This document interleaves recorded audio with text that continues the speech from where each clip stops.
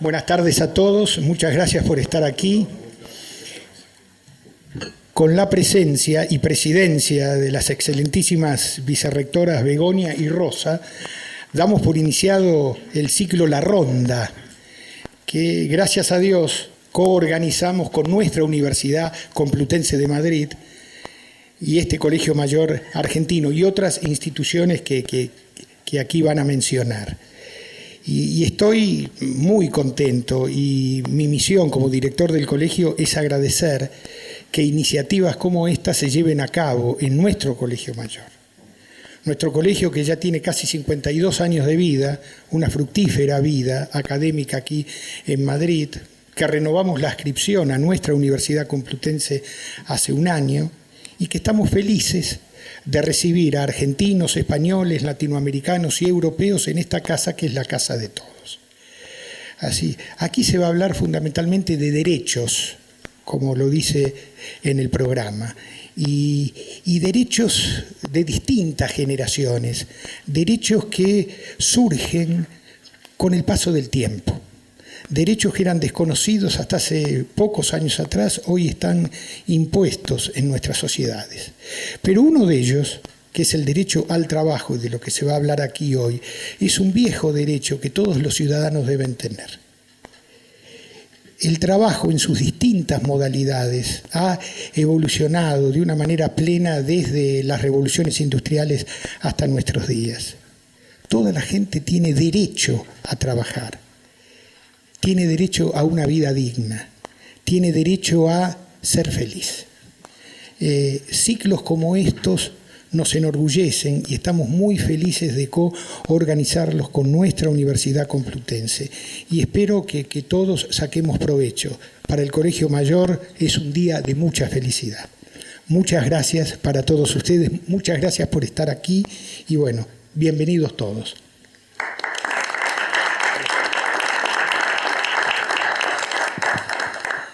A ver si lo adapto a mi estatura. Bueno, buenas tardes, buenos mediodías en Argentina, que estamos transmitiendo también allí. Mi nombre es Melissa Campana, trabajo en la Universidad Complutense, en el Departamento de Trabajo Social, en Grupo Lab. Están mis compañeros aquí, pero también soy una varias veces ex colegiala del Colegio Mayor Argentino. Con lo cual le tengo un enorme cariño a este espacio y fue a raíz de eso que propuse que pensáramos este ciclo en conjunto. Por lo tanto, quiero agradecer en primer lugar al Colegio Mayor Argentino por alojarnos en esta aventura, iniciativa, proyecto, que hoy es su primer experimento. También al Instituto de Tecnología del Conocimiento de la Complutense, en especial a Juan Pavón, que siempre también nos acompaña en todas las cosas que se nos ocurren.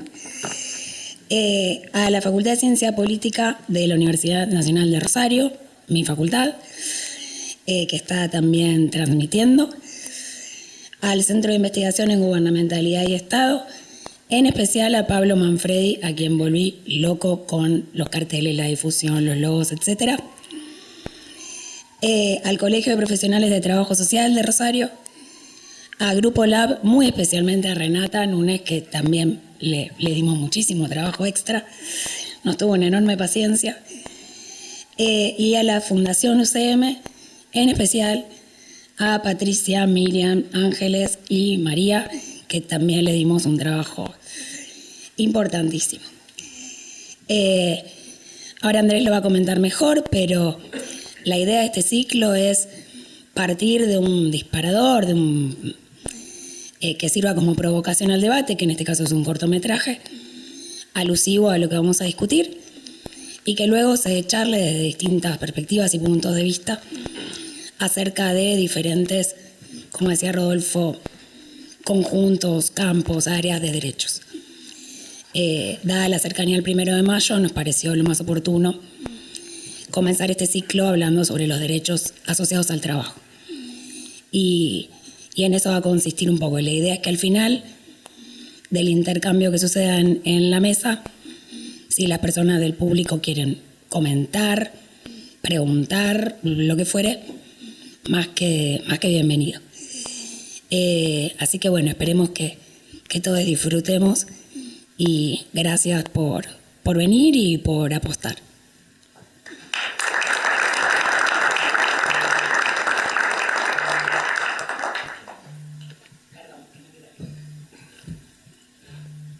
Tenemos justamente 2 saludos que nos mandaron desde la Universidad Nacional de Rosario y desde el Colegio de Trabajo Social para acompañar este primer episodio.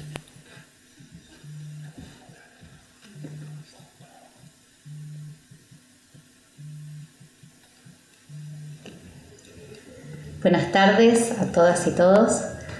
Desde la Facultad de Ciencia Política y Relaciones Internacionales de la Universidad Nacional de Rosario, de Argentina, queremos saludar y celebrar esta primera reunión, esta primera ronda con D de Derechos. Nos parece que es una iniciativa muy importante y queremos agradecer a nuestra representante allí, la doctora Melisa Campana, que es una colega muy destacada y querida de nuestra facultad y una de las fundadoras del Centro de Investigaciones en Gubernamentalidad y Estado, que nos ha acercado la posibilidad desde el otro lado del mundo para poder acompañarles en este proyecto. Como ustedes saben, en nuestro país estamos conmemorando 40 años ininterrumpidos de democracia y entendemos que poder intervenir en el espacio público presentando espacios para debatir, para construir una agenda pública vinculada a los derechos del trabajo, a los derechos humanos, a los derechos de género y a la vigencia irrestricta de las libertades democráticas, es una contribución muy importante que podemos hacer de las diferentes disciplinas que integran las ciencias sociales. Así que va mi deseo de que tengamos hoy una gran jornada, una gran primera jornada, y seguramente nos seguiremos encontrando en las próximas rondas.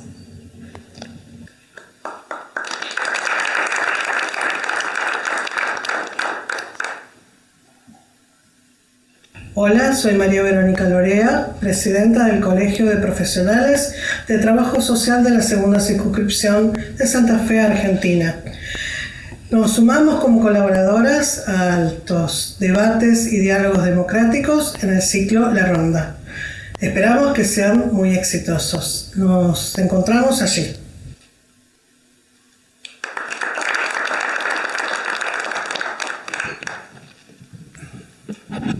Bueno, pues parece que nos toca comenzar. Bienvenidas, bienvenidos, muchísimas gracias por asistir, tanto presencialmente aquí en el Colegio Mayor Nuestra Señora de Luján, el Colegio Mayor argentino, como todas aquellas personas que por los diferentes canales que estamos retransmitiendo pues este debate, este diálogo, este primer diálogo de la ronda, nos escuchan también. La ronda es un espacio nuevo, a ver cómo sale, en el que pretendemos generar un lugar para debatir, para dialogar, con un tiempo un poco más largo del que habitualmente lo hacemos en nuestros tweets o con la prisa de la vida diaria, ¿no? Yo lo que voy a hacer, me ha tocado hoy a mí, otro día le tocará a otra compañera o otro compañero, presentarles muy rápidamente, algo ya ha dicho Melisa Campana, la idea de lo que es el programa La Ronda, que haga una mínima presentación del corto que vamos a utilizar para incitar o animar al debate, que veamos el corto, que presente antes de ver el corto a quienes me acompañan para debatir y que debatamos. Bueno, salvando las necesarias distancias, la ronda lo que pretende es hablar recordado al antiguo programa La Clave. Las personas de mi generación se acordarán, lo ponían los viernes, se ponía ya a muy altas horas de la noche para aquel entonces, y consistía en un programa en el que se presentaba una película que animaba un debate sobre un determinado tema. Nosotros aquí, en vez de utilizar un largometraje, lo que vamos a utilizar un cortometraje, porque además a través de la ronda lo que pretendemos es apoyar el cine realizado en metrajes cortos, ¿no? Porque entendemos que el cortometraje también es cine, ¿no? A continuación, la idea es sugerir 2, 3 temas, y que con la calma que precisen, pues las personas que nos acompañen pues den sus opiniones y las intercambien y entren en debate entre ellos, entre ellas. Nuestra primera ronda, como ya se ha dicho, va sobre derechos laborales, ya que estamos cercanas al 1 de mayo, al Día del Trabajo. Bueno, aquí en España eso de trabajar nunca ha estado muy bien visto hasta hace relativamente pocos años. Trabajar pues no era de las clases pudientes, trabajaban los pobres. El resto intentaba, en la medida que podía, no trabajar, ¿no? Pero desde hace unos cuantos años pues el trabajo lo entendemos como derecho, además de como obligación, ¿no? Para debatir sobre los derechos laborales tenemos hoy aquí a 4 personas. En la ronda no buscamos necesariamente expertas o expertos en el tema. Buscamos personas informadas que puedan debatir sobre el tema que propongamos. Algunos sí que serán expertos, expertas, y otros no. A mi derecha me acompaña Susana Falcón, es licenciada en Físicas por la Universidad Autónoma de Madrid, es máster en Energía Nuclear. Si me equivoco, me das un caponcillo. Es licenciada en Energía Nuclear por la Autónoma y el CIEMAT. Está vinculada al CIEMAT desde hace pues ya bastantes años, 30 años, particularmente en cuestiones relativas a la formación. Ha coordinado y dirigido pues algunos de los títulos de posgrado en el CIEMAT, y actualmente es la presidenta de la Red de Mujeres Profesionales Women in Nuclear España, WIN, que pues bueno, es una organización de mujeres vinculadas precisamente con la energía nuclear, y que pues bueno, pretenden, después ella a lo mejor tiene oportunidad de comentárnoslo, pues defender la presencia de las mujeres en áreas en las que tradicionalmente pues no han tenido un espacio pues como el que hoy en día pues van ocupando. Nos acompaña también en la esquina izquierda, a mi esquina izquierda, Luis. ¿Eres Antonio o Ángel? Antonio.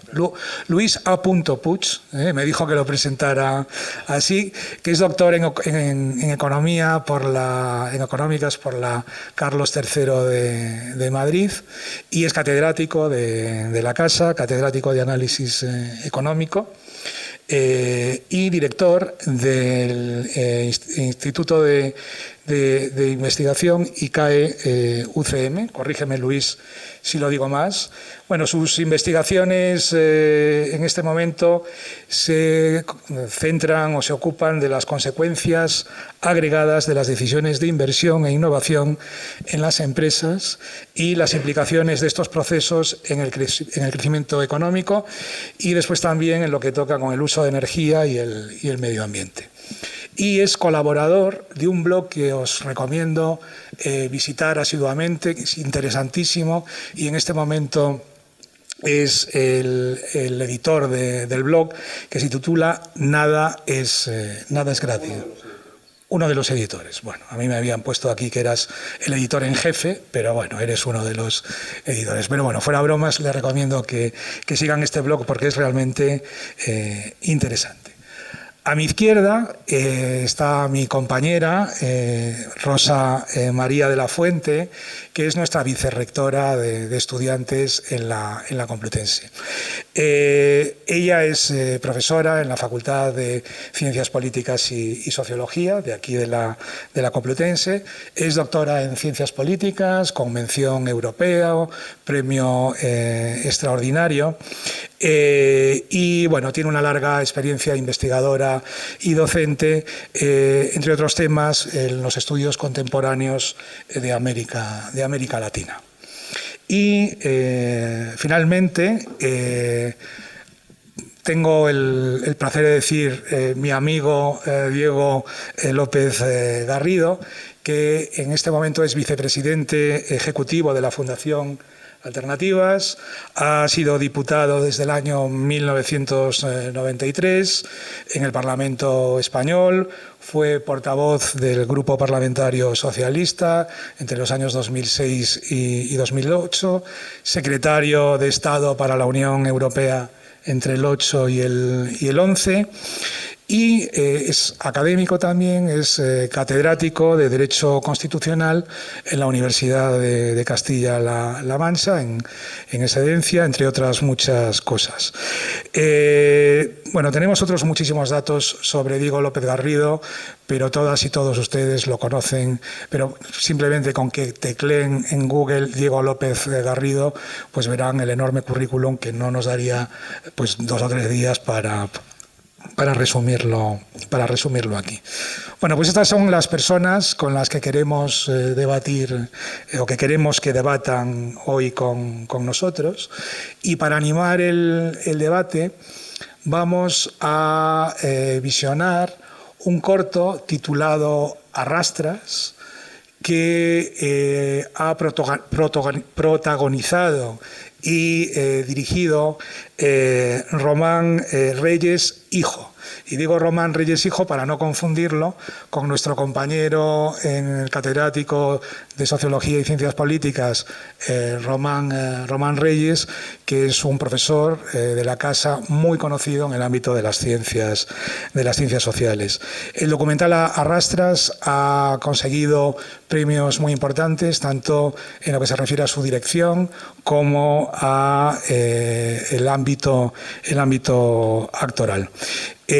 Posiblemente en un ratito Román se pase por aquí, me ha dicho que tenía otro compromiso previo y que si podía se iba a acercar, pero le quería dar las gracias a Román pues por cedernos la posibilidad de proyectar hoy aquí su trabajo. Y yo creo que sin más, si les parece, pues vemos el corto y después iniciamos el debate. Cuando puedan.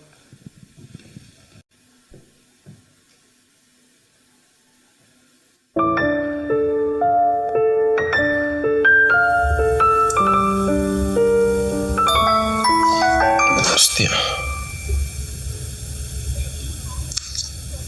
¿Sí? Ah, hola Natalia, sí, ¿qué tal? ¿Qué tal estás? Sí, me pillas bien, coméntame.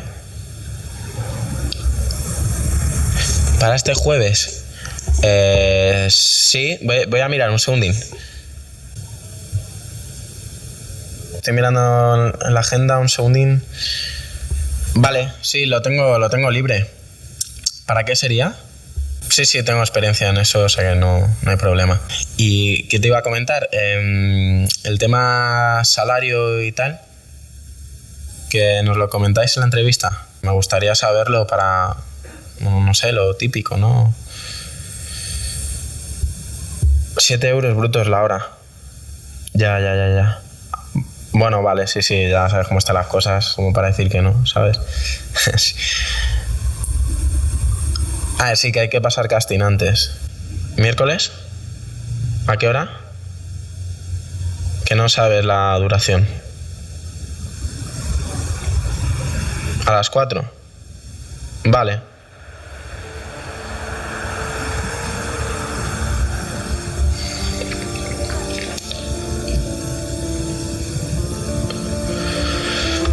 Sí, estoy aquí.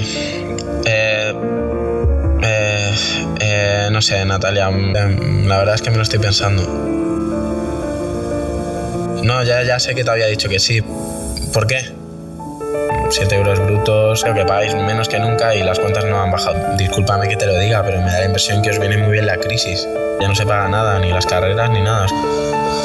Sí, ya me sé vuestros discursos de que el cliente, no sé qué, me lo sé de memoria. No, o sea, no te estoy hablando mal. Simplemente estoy siendo sincero. Si no puedo ser sincero, encima te cabreas. Ah, bueno. Vale, pues ¿qué queréis prescindir? Pues vale, pues me parece estupendo. Muy bien. Hijos de puta.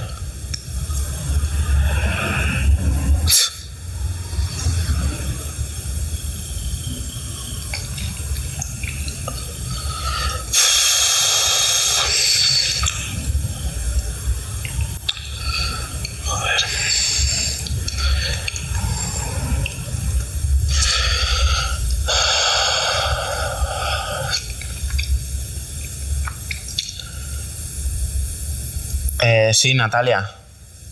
Sí, soy Juan otra vez. Que no, discúlpame por... Llevo unos días un poco... Sí, que entonces que puedo ir al casting. Bueno, si nos conocemos de hace años, es que sé... voy y ya lo vemos el miércoles entonces. Los zapatos también los pongo yo, ¿no? Para el trabajo. Ah, sí, ya sabes que tengo traje negro y de todo sin problema. Vale, pues nos vemos el miércoles. Ok. Un saludo, hasta luego. Joder.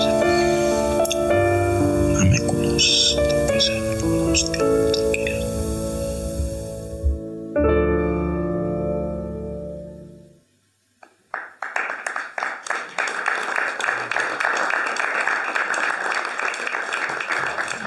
Bueno, como habrán visto, es un trabajo excelente, un buen corto. Un buen corto, si es tan bueno como este, a veces vale más que mil largos, ¿no? Bueno, yo creo que seguramente ya vendríais inspiradas de casa, pero el corto, pues bueno, creo que puede ser un buen disparador para empezar a tratar el primero de los temas que tenemos en agenda en relación con derechos y con trabajo, ¿no? En un principio, si os parece bien, podríamos empezar a debatir sobre la precarización de las condiciones laborales y el beneficio empresarial. O sea, una pregunta primera, ¿es la precarización de las condiciones laborales en sus múltiples expresiones la única vía para asegurar el beneficio empresarial? No tenemos un orden para comenzar, pero quien ponga la cara así de que tiene más ganas, podemos empezar por ahí. Digo, te pillas este micro y así tenemos... Es que estamos con tecnología de la que funciona siempre bien. Muchas gracias, Andrés. Gracias por la invitación y gracias por la hospitalidad del Colegio Argentino. Bueno, el chico que interviene en el corto habla del salario. Gira en torno al salario, este corto. Y se dice incluso se habla incluso de que la oferta es de 7 euros a la hora, que evidentemente es una remuneración claramente baja, ¿no? Pero la lucha por los derechos laborales no empezó, bueno, formaba parte de ello, evidentemente, pero la significación histórica inicial no es el salario, sobre todo, sino las horas, el horario. De ahí que uno de los elementos que concitaron en torno a él la lucha que derivó al nacimiento de los sindicatos, a agruparse para tener fuerza respecto de la patronal, cuando empieza la revolución industrial, el tema es conseguir trabajar 8 horas. Esa era la gran lucha que hubo en un primer momento en torno a a la situación laboral en el incipiente mundo industrial capitalista, ¿no? O sea que el chico, digamos que ese tema es una conquista que ya se ha producido, y es que no se puede trabajar más de 8 horas al día, según la legislación vigente prácticamente en el ámbito, vamos a llamar el ámbito occidental, ¿no? O en el ámbito de la Unión Europea, ¿no? O sea que la primera lucha fue por las horas, no tanto por el salario. Ahora la lucha es por el salario. Esa es el do-des, el trade-off que se produce entre empresario y trabajador, es esencialmente por las condiciones laborales, es por el salario. Por eso es por lo que yo me traigo aquí por vicio profesional en la Constitución española. El artículo 35 dice: todos los españoles tienen el deber de trabajar y el derecho al trabajo. Claro, el deber de trabajar es un brindis al sol, eso del deber de trabajar.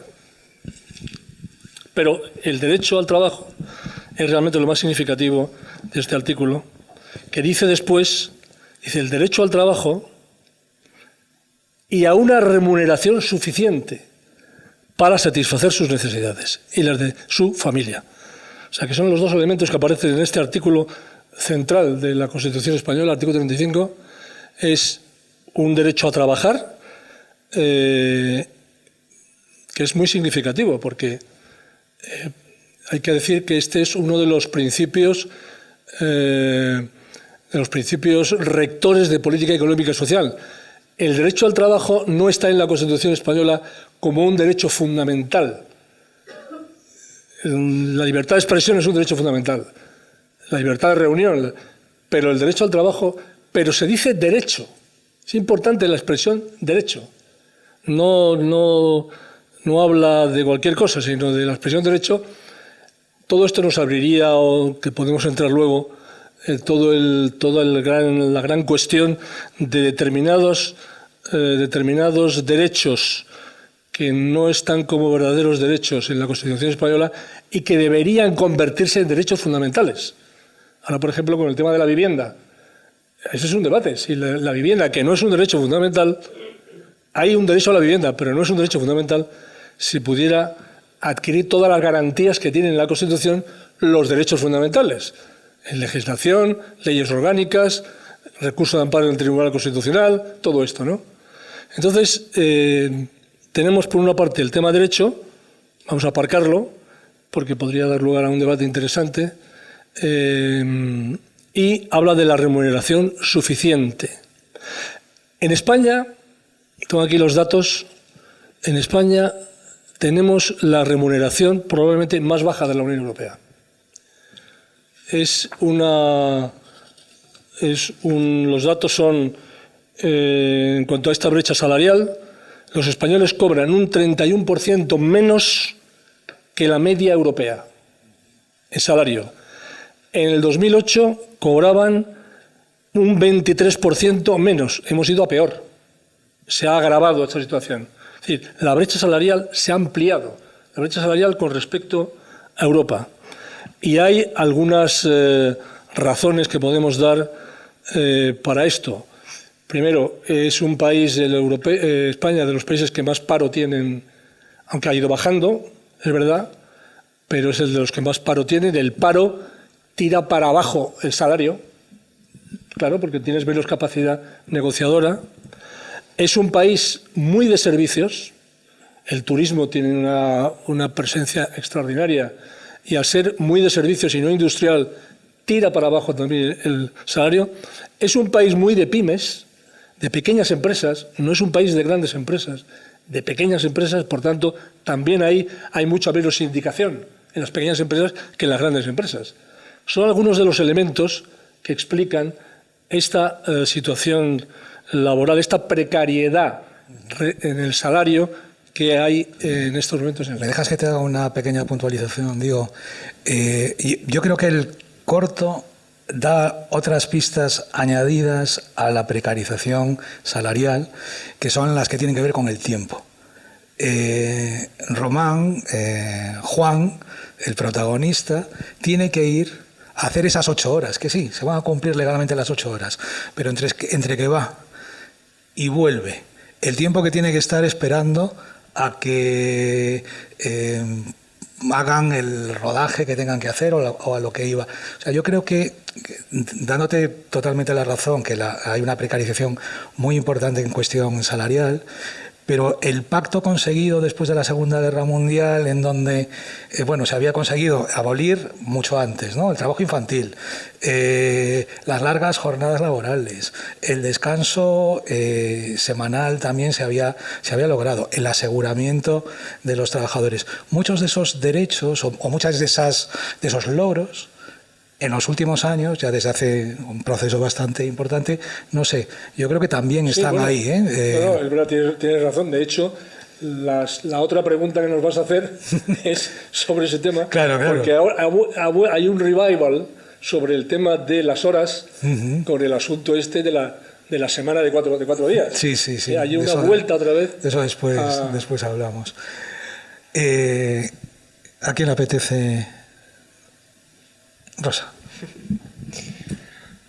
Bueno, muchísimas gracias por la invitación. Es un placer estar aquí. Si emulamos un poquito la clave, aunque sea así someramente, ya habremos hecho mucho.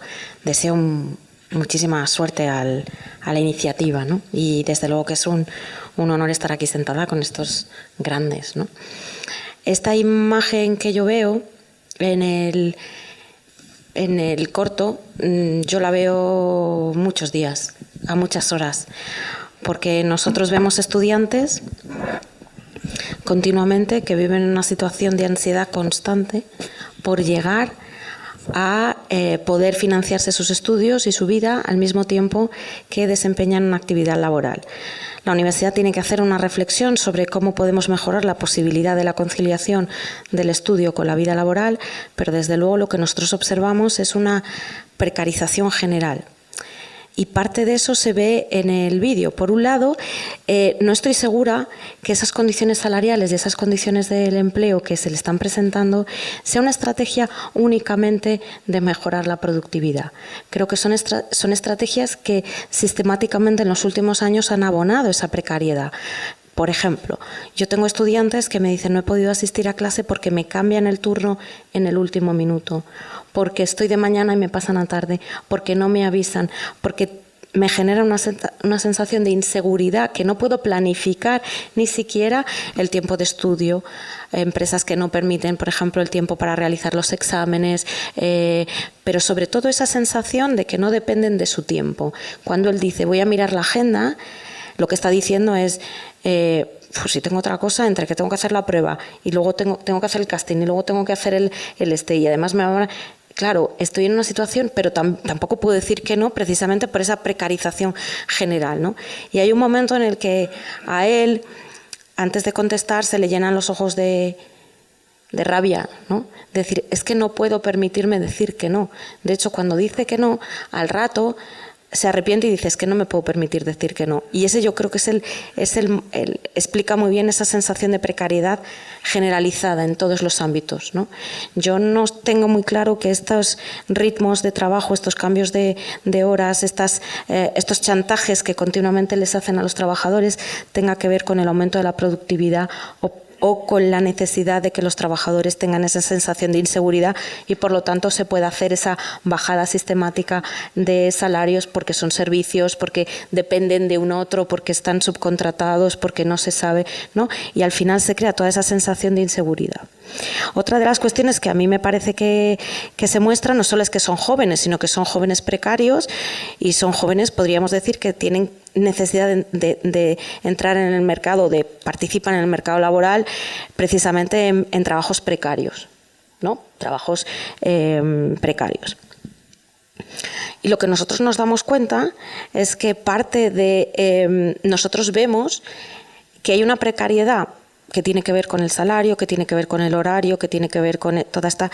Pero también vemos como continuamente jóvenes que están esforzándose de una manera exageradísima por cumplir los requisitos que son necesarios para entrar en el mundo laboral top.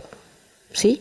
Nosotros tenemos médicos que están absolutamente con ciclos de ansiedades tremendas, pero también tenemos dobles grados en inglés, con movilidad, con tal máster conectados, ¿no? Y a lo mejor desde el mundo empresarial lo que a mí me preocupa, uno, es que se está segmentando la calidad del empleo para esos jóvenes, pero que cuando llegan a esos empleos ya están absolutamente precarizados en su bienestar emocional, porque si consiguen llegar al mercado laboral, tienen unos niveles de ansiedad exageradísimos, para cumplir con su deseo de llegar. ¿Por qué? Porque tienen esta sensación de que han estado en crisis y que la crisis les provoca, ¿no? Y aquí un poco también para hacer referencia un poco en el caso de América Latina y en el caso de Argentina la crisis es continua, por lo tanto ellos en el caso del empleo y en el caso de esa salida y entrada continua de las crisis hace que estén continuamente alerta, y eso tiene un problema también de salud emocional y de bienestar que a mí me parece que es muy apremiante y que impide al final el que puedan hacer un buen desempeño, porque ya tienen unos niveles de autoexigencia que vienen en las últimas décadas acrecentándose, que hace que la población también, que podría acceder a un empleo de alta calidad, lo haga en unas condiciones de vulnerabilidad muy altas. Y eso es lo que nosotros observamos continuamente, ¿no? Bueno, buenas tardes. También muchísimas gracias por contar conmigo para este debate. Efectivamente, redundo en las opiniones de ambos. Mi experiencia como formadora, llevo 30 años formando personal en España que trabaja con radiaciones ionizantes de todos los niveles, desde un FP hasta un ingeniero nuclear, y estamos viendo lo mismo. En 30 años el salario no ha mejorado. Está igual que hace 30 años o incluso algunas veces inferior. Y lo digo con conocimiento de causa. Dentro de nuestro trabajo formamos a esta gente y tenemos un nexo de unión con las empresas que requieren un tipo de ingenieros, un tipo de profesionales formados específicamente en estas áreas, que no hay mucho en España. Y he estado 30 años relacionándome con todas las empresas para acomodar a este tipo de personal altamente cualificado. ¿Qué hemos visto en 30 años? Bueno, pues es que hace 30 años el salario que están ofreciendo ahora es exactamente el mismo. Sí que tuvimos en los años 2000, 2010 una subida importante. Un ingeniero nuclear llegaba, o un ingeniero de cualquier rama estaba bien considerado. Los médicos igualmente, son médicos nucleares, médicos radioterapeutas, es decir, hablo de toda la rama, pero lo mismo también te hablo de un técnico de rayos, ¿vale? Es decir, de todos en estas áreas se incorporaban a trabajar. Y bueno, pues ¿qué estamos viendo ahora? Las dos crisis que hemos tenido, se han bajado los sueldos considerablemente, son completamente ciertos los datos que has aportado, ese es nuestro patrón. Nuestros ingenieros ahora mismo en España, y es que te lo piden multinacionales extranjeras que trabajan en España o empresas españolas de ingeniería, búscame un ingeniero, búscame un físico, un químico, si puede ser con máster nuclear, con másters en protección radiológica, ya que tenga inglés, claro, obviamente, porque estamos trabajando mucho externalizados, ¿vale? No quieres un junior, quieres un profesional, no un junior, quiero un ingeniero junior. Los precios ahora están exactamente igual que cuando me contrataron hace 30 años. Es un tercio, o sea, Europa paga el doble y Estados Unidos el triple. ¿Qué estamos viendo? Que se nos están yendo. La gente altamente cualificada se está yendo. Vamos a tener un problema en las próximas generaciones, porque luego depende también lo que tú has comentado. Las ingenierías son carreras muy duras, las medicinas son carreras muy duras, y el sueldo que tienen es muy poquito más que cualquier otra carrera con cargas inferiores. ¿Qué estamos viendo en la gente joven? Que muy poca gente está entrando en carreras STEM. Muy poca gente, pero no porque de repente no quieran estudiar carreras STEM, es que están viendo cómo otros compañeros son 6, son 7 años, son unos estudios importantes, y es que luego van a ganar lo mismo que en cualquier otro tipo de trabajo. Entonces, pues ya de por sí estás desmotivando a parte de esta gente joven, y luego se nos van a ir. Yo ya tengo un montón de estudiantes que están optando porque Alemania y Francia cogen ingenieros al doble que España y Estados Unidos al triple. Entonces, creo que va a ser un problema importante en los próximos años. Luis, disiente un poco, porque si no, al final vamos a estar de acuerdo. Luis nos lo va a hacer bien. Voy a hacer economista. Bueno, muchas gracias por la invitación, es un placer estar aquí. Estoy, de acuerdo con casi todo lo que habéis dicho, a pesar de que voy a hacer el economista. Tratamos muy mal a los jóvenes en España.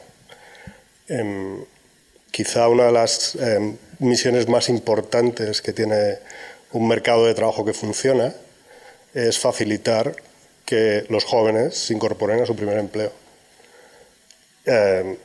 Yo creo que no se me ocurre nada más importante que debería hacer un mercado de trabajo que se quiere llamar a sí mismo de esta manera, ¿no? Luego, por supuesto, hace falta que las empresas quieran retenerlos y quieran formarlos. Y esto no es nada fácil, y el gestor de la política económica seguramente tiene mucho que contribuir a esta misión. Y no lo ha hecho en España, no lo ha hecho en los últimos 40 años, no lo ha hecho. Los economistas decimos que el mercado de trabajo en España está caracterizado por su dualidad. La dualidad quiere decir que hay algunos trabajadores que están razonablemente protegidos por las instituciones del mercado de trabajo, en algunos casos sobreprotegidos, que tienen empleos permanentes o permanentes hasta que ocurre un episodio de desempleo, y cuando ocurre es muy dramático, porque dado cómo funciona el mercado de trabajo es muy difícil volver a entrar y volver a entrar si eres mayor. Y luego la otra pata de la dualidad es la situación de aquellos que no disfrutan de esa protección, que están sometidos a dificultad en las oportunidades de empleo, que sufren mucha rotación y episodios de desempleo frecuentes, y en algunos casos quedan desanimados y dejan de participar, ¿no? Y a pesar de que yo diría que los economistas en España y los economistas europeos que trabajan en estos temas lo informan convenientemente desde hace muchos años, pues por alguna razón que en parte podemos entender y en parte no, cuesta mucho modificar ese entorno, ¿de acuerdo? Ese entorno es especialmente dramático para los jóvenes. En el caso de Juan, en el corto, podemos pensar que su situación o el tipo de trabajo al que quiere aspirar no es el más estándar, ¿no? Igual que el tipo de trabajos de los que hablaba Susana tampoco son los más estándar, pero son los mejores en la distribución, ¿no? Entonces tenemos problemas muy distintos, o sea que son cosas que ocurren a niveles muy distintos, pero que tienen en común que nadie, o los jóvenes, encuentran muy difícil satisfacer sus expectativas. Algunos porque han hecho un esfuerzo enorme y otros porque, pues quizás sin haberlo hecho tanto, no encuentran ninguna vía. No es que en muchos casos no es que busquen grandes oportunidades, es que no encuentran ninguna vía, ¿no? El problema que tenemos en España con los, no sé si todavía se puede decir así, ninis, que está muy lejos del caso que apuntaba Susana, es realmente dramático, ¿no? Porque estas personas ni siquiera acceden a formación profesional, ¿no? O lo que diríamos que reclaman los economistas, que es favorecer las oportunidades de formación profesional dual, es decir, que a la vez que se forman pueden trabajar y pueden trabajar en ciertas condiciones que no son las estándares del mercado, tampoco acceden a esto, ¿no? Así que Bueno, pues el escenario es muy diverso, muy complicado, tratamos muy mal a los jóvenes. Pero claro, yo quería decir que, volver un poco a la pregunta de Andrés, ¿no? Ni las empresas, desde luego no en el sur de Europa, no en España, pueden basar su competitividad en la precariedad laboral.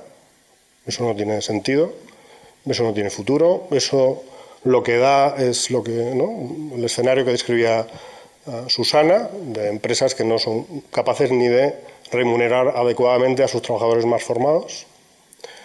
Pero tampoco las oportunidades de trabajo que tiene una economía son independientes de las instituciones del mercado de trabajo, entendidas como protección de los puestos de trabajo, no de los trabajadores, porque otra cosa que decimos los economistas es que en España y en el sur de Europa, porque no es solo el caso de España, y ahí están pues, Portugal, Grecia, Italia, incluso Francia, por diversas razones se protegen mucho los puestos de trabajo, pero se protegen muy poco a los trabajadores.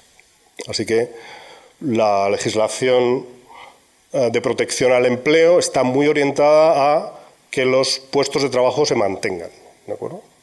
Y que las empresas se vean obligadas a hacer todo el ajuste ante las condiciones cambiantes de la demanda con los trabajadores, ¿no? Toda la flexibilidad que tiene la empresa la tiene con los trabajadores que no tienen esa protección.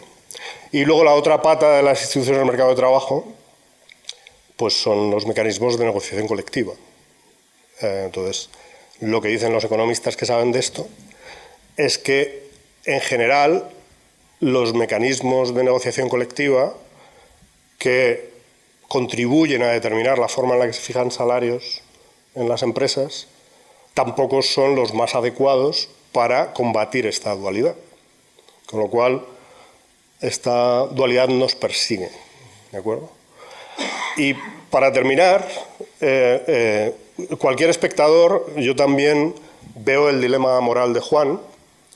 Él tiene que decidir entre su dignidad y sus circunstancias, y al final la presión es tan fuerte, no sabemos por qué, que dominan sus circunstancias, ¿no? Y ahí estamos, ¿no? O sea, en la percepción moral del problema yo creo que estamos casi cualquier persona sensible. Pero claro, el economista viene con las malas noticias y lo que ve en el corto de Juan son tanto los fallos del mercado como los fallos del gobierno. ¿De acuerdo? En el dilema de Juan está claro que está presente la desigualdad y el mercado gestiona muy mal la desigualdad. Podríamos, entre todos, entre empresas, trabajadores, sindicatos, partidos políticos, Congreso, modificar la forma en la que la desigualdad se impone, ¿no? Pero la desigualdad está ahí, ¿de acuerdo? Y muchas veces no hacemos suficiente para combatirla, ¿no? Así que está claro que ni las preferencias de Juan, porque quiere ser actor seguramente, ni la posición de Juan, porque queriendo ser actor no tiene un padre, un tío, un amigo actor, le permiten desarrollar su desempeño profesional en igualdad de oportunidades. ¿De acuerdo? Eso el mercado no va a venir a hacerlo por nosotros. También vemos poder de mercado, que podríamos combatir entre todos. Y hay muchas formas. No solo son prohibiciones o regulación, también es información. Está claro que la persona que está llamando a Juan sabe cómo está el mercado y el poder que tiene para contratarle o para hacer una oferta a ese precio. Estaría bien que hubiera información instantánea abriendo el móvil de cuánto están ofreciendo los competidores. Las otras empresas de cine o de televisión, los otros casting, ¿no? Y que Juan pudiera ver, no, aquí estás pagando 8, están pagando 9, así que no voy a tu cita. Pero estos problemas de información no hacemos nada por cambiarlos, porque supongo que alguien gana con esto, ¿no? Y también vemos un problema de información asimétrica, del que hablamos los economistas, ¿no? Y es que Juan quizá cuando se ha querido dedicar a ser actor no sabía exactamente las dificultades que tiene respecto a la información que él tiene de joven, de si puede ser actor o no, y en qué condiciones, y la información que tiene el mercado. Y esto lo deja en muy mala posición, porque quizá con toda esa información a Juan, y es lamentable, jamás se le hubiera ocurrido ser artista, jamás se le hubiera ocurrido ser actor, que es lo que quizá les pasa a muchos otros, que con un poco más de información deciden estudiar otra cosa, buscar otro camino. Ahí, Juan, disiento contigo, porque como bien acabamos de decir, entonces tampoco sería médico, porque los contratan con contratos de 3 meses, ni tampoco serías ingeniero, porque estudias demasiado 6 años para luego ganar lo mismo. Es decir, aquí hay que intentar, siempre se nos ha enseñado que deberíamos estudiar lo que quisiéramos ser. Hay que ser felices para poder desarrollarnos profesionalmente. A Diego, y después le voy a hacer una pregunta a la vicerrectora, porque claro, nosotros, ¿cómo vamos a vender los títulos? O sea, cuando vamos a presentar nuestras titulaciones, me río, está María José Barahona aquí, la directora de mi departamento, y lo hemos hecho mucho juntos, ¿no? Vamos a ofrecerle a los estudiantes las bondades de nuestra titulación. No le contamos lo que está diciendo Luis. Sí, no, yo solamente quería apuntar una cosa en la que siempre pienso y que me parece realmente paradójico, ¿no? Y es, hay una doble paradoja. Primera, esto que comentamos sobre el tema de la situación de la precariedad salarial sucede al tiempo que haya habido un aumento de los beneficios empresariales. Es decir, que los beneficios empresariales, en un momento de inflación, pueden aprovechar esta dinámica inflacionista para aumentar sus ganancias. Por tanto, es una situación realmente paradójica que da lugar a otra dualidad también, ¿no? Que es esa polarización social que se vive en el siglo XXI, que se ha visto muy claro después de la crisis del 2008, después de la crisis de la pandemia, esa polarización que tiene que ver con eso. Y la segunda paradoja es que realmente a las empresas, dependiendo de su situación, evidentemente, hay empresas que están mal y no pueden pagar lo que quisieran porque no están bien. Eso hay que verlo empresa a empresa. Pero realmente a lo que le interesaría a un empresario es que los demás subieran el sueldo a los trabajadores, porque eso crearía una capacidad de compra en el mercado que les interesa a todos. Es realmente algo curioso, ¿no? A lo que le interesa a un empresario que quiere vender es que la gente tenga capacidad de compra y por lo tanto que los salarios sean altos. Y sin embargo, cuando vemos a la patronal agrupada defendiendo topes salariales y tal, yo pienso muchas veces, no les beneficia nada esto, si lo que les beneficia es que suban los salarios. Eso es lo que beneficia realmente a la economía. No sé si está de acuerdo conmigo el economista del otro lado. Bueno, voy a tomarme mi tiempo para procesar todo esto.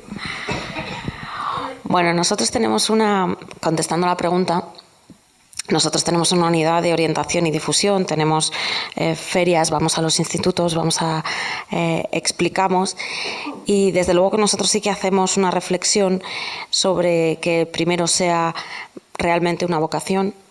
Y si alguien tiene una vocación, es verdad que después, y me ha gustado mucho, ya no sé quién lo ha dicho, ¿no? La dificultad de encajar las expectativas versus realidad, ¿sí? Yo me acuerdo que iba a hacer el doctorado y el catedrático de turno me dijo, ¿pero tus padres tienen dinero? Y yo dije, ¿pero por qué? Y me dijo, ¿cuánto tiempo pueden invertir tus padres en ti hasta que llegues a ser doctora? Y otra profesora que estaba al lado me dijo, no vas a tener una plaza en tu vida, lo sabes, ¿verdad? Y yo dije, pues al año yo tuve una beca de formación de profesorado que me permitió realizar la tesis con beca y al poco tiempo pues una profesora se fue, gracias al Partido Socialista que gobernaba en ese momento, se la llevó a no sé dónde y yo tuve mi plaza. Quiero decir, nunca se sabe. Es verdad que últimamente introducimos muchos de estos elementos. Uno, no se saben cuáles van a ser, no sabemos cuáles van a ser claramente las profesiones del futuro que se van a demandar. Lo que sí que estamos seguros es que vais a tener que saber pensar. Por lo tanto, sabemos que es muy importante que trabajemos competencias, que trabajemos habilidades, que trabajemos soft skills y todo lo demás. Porque eso es lo que nosotros tenemos que hacer como universidad. Enseñar a pensar, a reflexionar desde un punto de vista crítico. Y eso lo puedes hacer estudiando un montón de cosas diferentes, ¿no? Y la segunda parte que les decimos, uno, es que todas estas cosas que nos estamos inventando de dobles grados, esto no me oye nadie, ¿no? Todas estas cosas que nos estamos inventando de dobles grados con máster y tirabuzón y medio, fomenta esa sensación de que el que no tiene un doble grado y un máster y 3 idiomas y 4 especialidades no sirve. Y a lo mejor, y sin embargo, lo que nosotros les decimos es un grado centrado, básico, que te permita conocer qué es el conocimiento básico de una disciplina. Y después ya, cuando tú ya sabes, eliges, pues creo que es mucho más riguroso desde el punto de vista de que tenemos que vender. Los doble grados se venden solos. Pero, y lo otro que también creo que estamos haciendo es generar oportunidades para que tengamos una estructura de estudiantes que no esté ni dualizada ni segmentada. Es decir, que si yo sé que a los estudiantes les van a valorar porque tengan experiencias Erasmus, todos tienen que poder irse de Erasmus. Incluidos mis estudiantes vulnerables del programa Concepción Arenal, que tienen unas situaciones de vida que te dan ganas de decir bastante con que el pobre, pues esos también tienen que irse de Erasmus. Es decir, y ahí estoy contigo, lo que tenemos que hacer las instituciones públicas es favorecer que esa reproducción intergeneracional de la desigualdad se corte, generando precisamente las diferencias que sabemos que se hace cuando se está construyendo un currículum. Eso es lo que estamos haciendo. Pero sí. Yo ya. Estás timidón. Sí. Efectivamente, estamos retomando un poco tu pregunta inicial, ¿no? De la precariedad versus los beneficios empresariales. Estamos centrando un poco el debate en encontrar el trabajo, ¿vale? Yo estoy hablando ya de la gente que está trabajando. O sea, tú ya consigues el trabajo, ya estás ahí y no subes nunca te avanzan. Antes, por lo menos las empresas tenían unos beneficios sociales o formar parte de una empresa, es lo que llamamos el salario emocional, ¿no? Que podías decir, bueno, yo gano poco pero trabajo para esta empresa, me cuidan bien, me tratan bien y yo con hacer algo que me guste pues me considero pagado. Estamos, retomando un poco lo que tú has comentado, tratando muy mal a los trabajadores y sobre todo a la gente joven, porque estas, quizá por los beneficios y quizá por los costes laborales de impuestos que también han subido considerablemente, las empresas tienen que dar unos dividendos, y hablo de empresas privadas, pero también hablo a nivel funcionario, que tampoco han subido los niveles ni los salarios adecuadamente. O sea, que esto es un problema de todos, empresas privadas y empresas públicas. Y están quitando beneficios de ayudas guardería, etcétera, ¿vale? Que implica, que hace también que ya no estás ni contento en los empleos. Entonces, esta precariedad ya no es solo económica, sino que también es motivacional y tiende a que, en general, todo el mundo está últimamente muy desmotivado. Eso no hace bien poco por un trabajo competitivo, por un trabajo en el que se han formado y tienen unas expectativas que al final no se ven cumplidas en un montón. Y se necesitan años y años para poder ascender. Yo es que creo que la empresa se tiene que plantear su función. Y ha habido un momento ilusionante de que las cosas podían ir variando. Los inversores, cuando aquel discurso de Larry Fink, que es el jefe de BlackRock, el fondo de inversión más grande del mundo, y cuando dijo en la reunión esta de la Business Roundtable hace 3 años en Estados Unidos, dijo que él no iba a invertir en empresas que no protegieran el medio ambiente, por ejemplo. Es decir, en este mundo que vivimos, en el mundo occidental, hay muchas cosas que o las hace la empresa o no se hacen. Sencillamente. Es que las tienen que hacer las empresas. El Estado puede hacer algo, una parte, pero no puede hacerlo todo. Y entonces, digamos, esta evolución sería un elemento de reflexión que, haciendo un spot publicitario en la Fundación Alternativas, lo estamos siguiendo últimamente bastante, que es el tema de la función social de la empresa, ¿no? Las empresas tienen que plantearse no solo, como decía Friedman, solo beneficios a los accionistas. El único fin de una empresa es obtener beneficios para los accionistas. No. Hay toda una serie de elementos en donde usted tiene que trabajar para los stakeholders, es decir, usted tiene que preocuparse del bienestar de los trabajadores y tiene que preocuparse del medio ambiente y tiene que preocuparse de tener una gobernanza corporativa lo más democrática posible. Y bueno, y aquí aparecería, de pronto se nos viene a la mente el caso Ferrovial, por ejemplo, en España, ¿no? Es decir, este tema de el papel de la empresa, es algo muy importante y políticamente muy importante a reflexionar, Me parece que todas y todos vosotros estáis de acuerdo en que la precariedad es inasumible. Yo creo que esa base la tenemos. Estáis apuntando soluciones. Tú has apuntado que la necesidad de información habría que ver cómo se articula, ¿no? Y a lo mejor también Diego en su momento también apuntaba que hay una no me sale la palabra, pero desincentivación de la sindicación.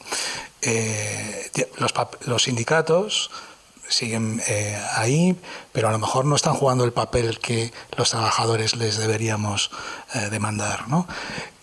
Bueno, no sé qué ibas a apuntar, Rosa. Iba a provocarle un poco. Vale, pues provócale, pero sí que me gustaría que fuerais un poco en la línea de qué se puede hacer o cuáles son las posibles soluciones que veis. Yo simplemente él ha señalado la necesidad de que no solamente las responsabilidades de la empresa, sino que tiene que haber una intervención pública para la regulación de los salarios y de la política de protección de los trabajadores, ¿no? Y ahora las universidades estamos en medio, perdonad que hable de nuestro libro, pero estamos en medio de un problema.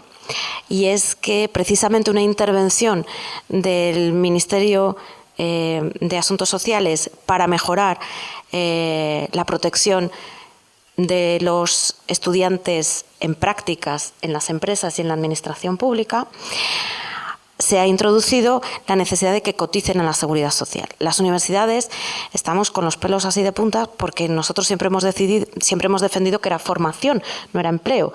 Y también entendemos que tiene que haber una mínima protección y una precotización que pudiera garantizar que el tiempo que están nuestros estudiantes en las empresas apareciera recogido en la cotización. Va a ser una cotización que está bonificada al 95%. Bien. En el momento en el que se ha introducido esta modificación, creo que está en borrador todavía en el Real Decreto, pero a punto de salir, todas las empresas están diciendo que ellas, el Real Decreto dice que son las empresas las que tienen que correr a cargo del pago de la seguridad social en este contexto. El 99% de las empresas y de las administraciones públicas están diciendo que en los convenios van a renunciar a que sean ellas las que paguen la seguridad social. Es decir, en este clima, yo también entiendo que en una medida que puede proteger, con toda la disparidad que nosotros podemos tener sobre el proceso en el que se ha tomado esta decisión, pero esta medida que protege a los jóvenes estudiantes realizando prácticas en empresas, va a recaer de nuevo sobre una administración pública, en este caso las universidades, si queremos que los estudiantes hagan prácticas. Porque las empresas están renunciando en masa a cotizar en la seguridad social. Pues te voy a contestar también a eso, porque si no te importa. Sí, pero no solamente te estoy diciendo, para muchas empresas, y yo he llevado más de 15 años un máster con 3 meses de prácticas curriculares en empresas, me costaba, Dios ayuda, que las empresas, y no ellas, no, o sea, en cierto modo les pagaban, obviamente, ¿no? Pero me costaba, porque la carga de trabajo que tienen ya asumida en las empresas, además tienen que estar tutorizando a un estudiante de máster 3 meses, 4 meses, y yo les vendía, pero si te va a hacer un trabajo, y me decían, pero es que hasta que les ponga a tono para que me hagan un trabajo, yo les voy a ayudar más que ellos a nosotros. Si lo hacemos también es por currículum de la propia gente de las empresas. Si además ahora le estás... es cierto que en un momento dado cambió la normativa y si eran prácticas curriculares ya no pagaban, que también por lo menos ya no te ponían tantas pegas porque tenían que contemplar un presupuesto, o sea que todo lleva mucho... Pero es un esfuerzo personal lo que hacen esas personas dentro de las empresas, por ayudar a la gente a formarse. Si ahora les metemos también otro gasto, pues no me extraña. Es un esfuerzo personal y una parte económica. No sé, también las bajas maternales te cotizan a la Seguridad Social y nadie cotiza. Entiéndeme, ¿vale? O sea, se podía contemplar un alta en la Seguridad Social sin que nadie pague. ¿Vale? Es decir, se contempla como una manera protectora ante un estudiante. Es cierto que luego les viene en el currículum, han trabajado 3 meses o 6 meses, pero nadie paga. ¿Vale? Quizá es una de las medidas. Voy a intentar enlazar contestando más a Diego, que echó el guante, ¿no? Yo diría que hubiéramos querido tener una crisis normal. Nos tocaba una crisis normal. Y nos ha venido esto, que es la tormenta perfecta, ¿no? O sea, después de 2008-2013, que en España ha sido un completo desastre, pocos países, aunque los hay, y lo sabéis, han tenido un episodio de crisis tan grave como el nuestro. Nos encontramos con esta tormenta perfecta, donde, como dice Diego, lo que estamos observando en lo que podría ser, no tenemos ni idea, la salida de la crisis, o estamos en medio de ella, no tenemos ni idea, que las empresas están haciendo unos beneficios extraordinarios. Y yo creo que no hay, en fin, no hay duda de este asunto. Otra cosa es cómo es la definición exacta de beneficios extraordinarios, quién los tiene y qué podemos hacer. Por supuesto que los beneficios extraordinarios podrían servir para que todos, sobre todo las grandes empresas, no, y seguramente tiene que ver con la naturaleza de la crisis, ¿no? Las grandes empresas han encontrado una oportunidad estupenda para ser más fuertes, ¿no? Los cuellos de botella en las cadenas de suministro han favorecido seguramente al que se podía poner más arriba en la cola a recibir los inputs, y esto le ha hecho más fuerte. O sea, que no es casualidad que esté pasando, ¿no? Que esta sea la respuesta dinámica de las empresas a lo que hemos vivido. Tanto la pandemia con los relojes de la pandemia y el esfuerzo enorme que han hecho los poderes públicos para sostener muchas cosas que no se habrían sostenido, y que parte de esos beneficios son gracias a ese esfuerzo que hicimos entre todos, y las circunstancias del comercio internacional y otras cuestiones competitivas que está favoreciendo mucho a las grandes empresas. Por supuesto que sería una oportunidad estupenda para, en vez de que las empresas se dediquen a reforzar su poder de mercado, contribuyan más al bien público, ¿no? Al bien común. Seguramente vía impuestos extraordinarios que en algún artículo con mis coautores, en particular con Antonia Díaz, hemos defendido, ¿no? estos impuestos extraordinarios, porque del mismo modo que entendemos que en las crisis tiene que haber estabilizadores automáticos del gasto, pues también puede haber estabilizadores automáticos de los ingresos cuando se sale de la crisis. O sea, como decía Diego, esta simetría de los beneficios extraordinarios a la vez que observamos un cuadro terrible de precariedad no tiene mucho sentido, y la política económica, la política fiscal pueden tener un papel que no nos debería dar problemas legales, porque claro, no podemos poner unos impuestos mañana.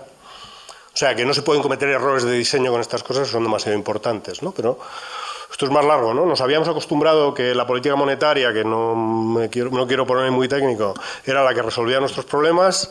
No, necesitamos que la política fiscal resuelva los problemas también. Y como decía Diego, en efecto, sería un buen momento para mejorar las condiciones de la demanda, es decir, mejorar los sueldos, porque evidentemente los impulsos de la demanda de todos, trabajadores cobrando unos sueldos decentes, revierten a las empresas.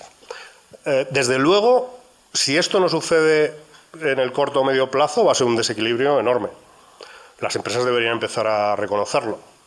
Así que, a pesar de que ahora diría que está en una posición demasiado egoísta, mirando a su propia cuenta de resultados y a sus accionistas para tomar decisiones sensatas, en algún momento deberían ocuparse también de los stakeholders, ¿no? Estaba escuchando, hablabas y escuchaba a Tirón, ¿no? Que habla muy bien de la función social de las empresas y cómo las empresas, si queremos que funcionen, tienen que ocuparse de sus proveedores, de sus clientes, de sus trabajadores, de las autoridades locales, de las autoridades nacionales, porque esto es lo que hace que el mercado funcione, ¿no? Todo ese entramado institucional en el que, ¿no?, los intereses de todos pueden desarrollarse a la vez que el interés común está presente, es lo que hace que las empresas puedan hacer su negocio, ¿no? Y por supuesto las empresas tienen que internalizar el daño que hacen pagando mal, con excesiva rotación de los trabajadores, que supone un coste para todos enorme en términos de, en fin, soporte, subsidios, seguros sociales, en fin, ¿no? Y esto enlaza con lo que tanto Rosa como Susana apuntaban de sus casos más particulares, ¿no? O sea que yo confío que si la situación empieza a estabilizarse, estos mecanismos, tanto de la política fiscal, ¿no?, devolver a la política fiscal lo que es de la política fiscal y a los trabajadores lo que es de los trabajadores, deberían llegar quizá con algunos incentivos, ¿no?, por parte del legislador, siempre. Además porque es necesario, ahora que la Unión Europea está cambiando, va a decir, bueno, se acabó barra libre, ahora tiene usted que bajar la deuda. España tiene una deuda del 113% del PIB. Es que si usted quiere bajar la deuda, usted tiene que hacer una reforma tributaria. Es así de sencillo, ¿no? Aparte de todas estas razones, la reforma fiscal en España es una necesidad. Bueno, Italia está todavía peor. La deuda pública es impresionante y con una sociedad como la española, que es en la sociedad mundial donde menos niños tienen las mujeres españolas, el porcentaje de población, el envejecimiento de la población, le mete al Estado. Afortunadamente el Estado tiene en España existen las pensiones. Y por tanto, en la medida que hay un envejecimiento de la población, hay un peso mayor del Estado y de la sanidad como gasto público, ¿no? Y no podemos decir lo que decía este ministro japonés hace unos años, decía en Japón, que es el otro hermano gemelo de España en esto, decía, es que aquí viven demasiado, ustedes viven demasiado. Claro, eso evidentemente no lo vamos a decir, ¿no? Pues si lo que queremos es vivir más, no demasiado, el tema de la reforma fiscal es un tema absolutamente nuclear, pero es muy complicado, es muy difícil y muy impopular. La gente oye hablar de subir los impuestos y aunque le digas, no, si se lo vamos a subir al 0,5% de los más ricos, es igual, le suena lo de subir impuestos, le suena fatal a todo el mundo, ¿no? Entonces este es uno de los temas que tenemos delante de nosotros. Vamos, totalmente lo que estáis comentando. ¿Os parece que cerremos este primer tema o os quedáis con gana de...? A ver, se podría... Sí, por eso, pero que... Volverá. Esta primera cuestión. Pero tenemos otros dos, que tampoco tenemos por qué agotarlos. Les habíamos planteado, seguramente todas y todos los que están aquí lo vivimos, las dificultades que tenemos hoy en día para desconectar. Estamos constantemente, aunque ya no estemos en el espacio físico del trabajo, para desconectar. a través del ordenador, pero particularmente ese instrumento que llevamos todas y todos en el bolsillo o en el bolso, o lo que utilicemos para acarrear nuestras posesiones, que es el móvil, ¿no? Derecho a la desconexión en un entorno hiperconectado. ¿Quién quiere empezar? Esto parece que no... Bueno, pues empiezo yo. Es que yo soy una hiperconectada. Por eso. Tenemos que definir lo que es la hiperconexión, ¿no? Es cierto que ya desde el 2018 hay normativa que dice la obligatoriedad de desconectar el trabajador. Hay que ver hasta qué punto, es decir, desconectarnos nosotros mismos o desconectar a un empleado. Cuando uno tiene hay que saber un poco separar las cosas, porque yo prefiero trabajar a lo mejor por las tardes, noches y levantarme más tarde, si es que tengo esa posibilidad en el trabajo. Con esto también del teletrabajo se nos cambian un poco los horarios y entonces, bueno, pues muchas veces uno o trabaja en exceso. Nosotros en la investigación realmente nos dijeron que no teníamos derecho a horas extras porque se supone que un investigador no tiene horas extras, es decir, todo lo que quiera trabajar y más está bienvenido. O sea, que es que ya directamente de por sí estamos fuera de convenio y estamos siempre conectados. Es cierto que se ha visto después de la pandemia, ¿no?, en el que estamos hiperconectados a nivel de que siempre está la pantalla encendida, que el Teams te puede llamar en cualquier momento. Bueno, hay que controlar esos horarios y sobre todo, más que nada, sobre la gente sobre la que eres responsable, ¿no? Teniendo en cuenta que a lo mejor trabajas de tarde, le envías correos, bueno, sabe que no va a contestar hasta mañana a las 8 de la mañana. Entonces, bueno, es importante establecer un respeto hacia el horario laboral, pero dejando libertad también de horario al trabajador, pero sin exigir, porque es cierto que trabajadores muy conectados terminan por estresarse, terminan por al final rendir menos y estar siempre como me han enviado otro correo y ya son las 5:30 o las 6 o las 7 de la tarde. Bueno, pues hay que establecer un mecanismo, ya existen normativas en muchas empresas con respecto a esto, ¿vale? Pero sí es necesaria la desconexión. Si queréis. Por ser optimista otra vez, ¿no? Quizá es que estamos aprendiendo, ¿no? Que estamos en las primeras etapas, ¿no? Quizá, vamos, no tengo ni idea porque no estaba, pero igual se puede comparar con cuando llegaron las teles, ¿no?, a los hogares, ¿no? Estamos en un momento incipiente de la conexión, de los teléfonos inteligentes, ¿no?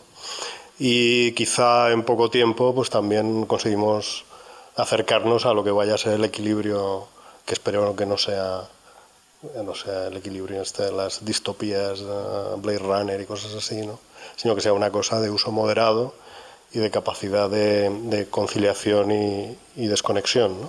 Lo que pasa que otra vez volvemos al asunto de la función social de las empresas, ¿no?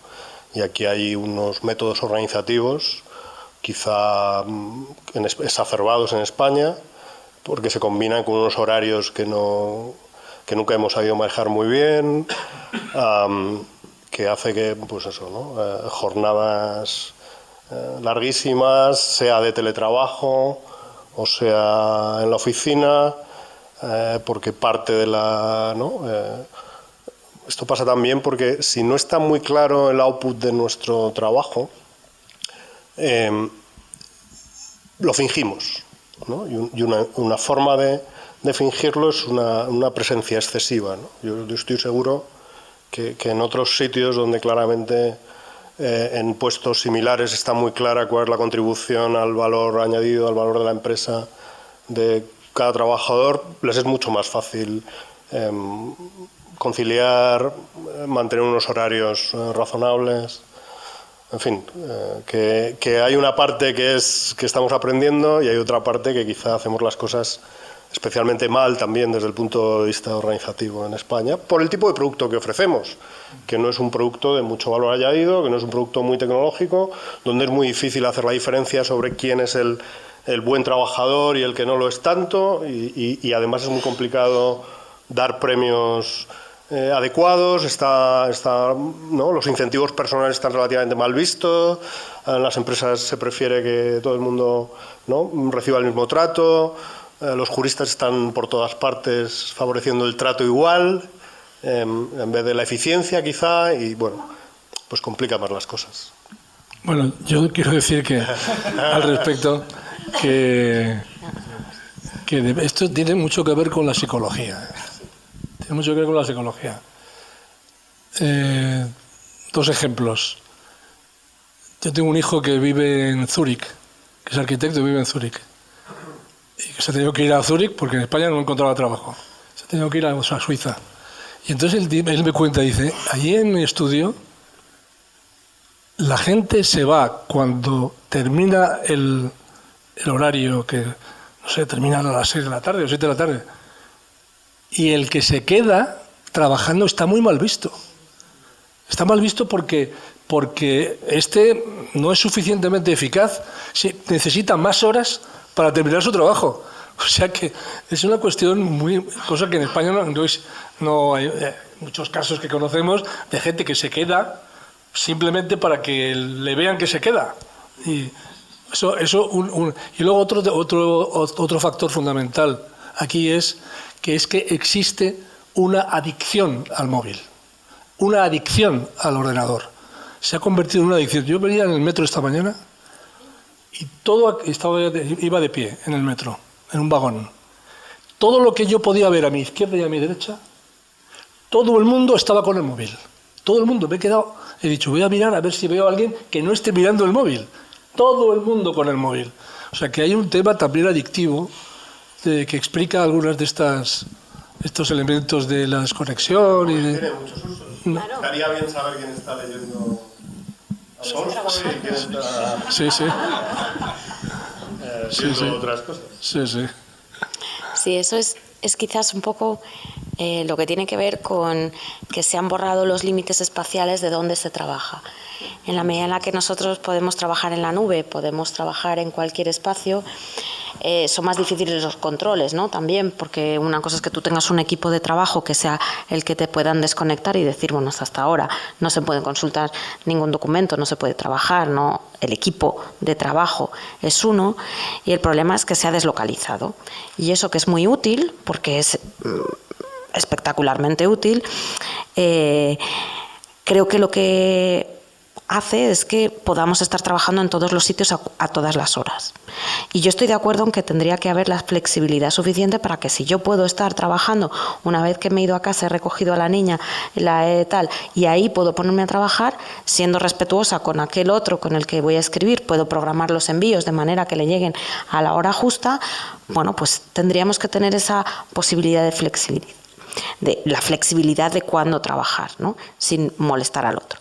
Pero esta deslocalización que estamos viendo que a partir de la pandemia se ha generalizado el teletrabajo, que ha hecho que tú puedas estar trabajando toda tu jornada semanal en tu casa, dependiendo de las empresas, que ha supuesto también un ahorro de la localización de las empresas y de los alquileres, etcétera, etcétera, hace que se haya borrado también las diferencias entre tu tiempo de trabajo y tu tiempo de ocio, ¿no?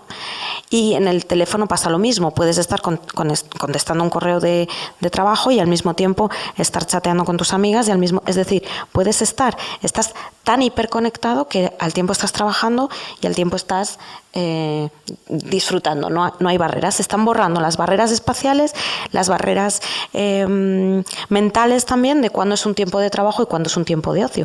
Y a mí me parece que es muy complicado precisamente por los burnout estos. Claro, si tenemos un montón de trabajadores que están saturados y que de repente estamos viendo que eso